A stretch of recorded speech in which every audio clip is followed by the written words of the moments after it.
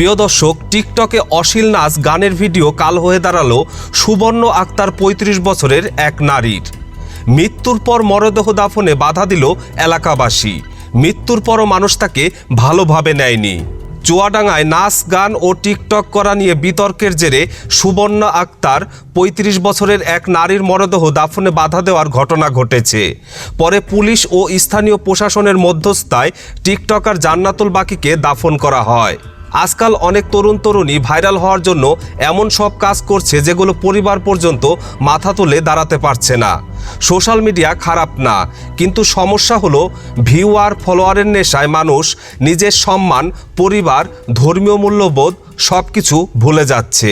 যেখানে লাইক পাওয়ার জন্য মানুষ নিজের ব্যক্তিত্ব পর্যন্ত বিক্রি করে দিচ্ছে।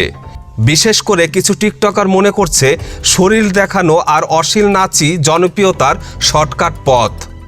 আজকের এই ঘটনা প্রত্যেক বাবা মায়ের জন্য একটা সতর্কবার্তা।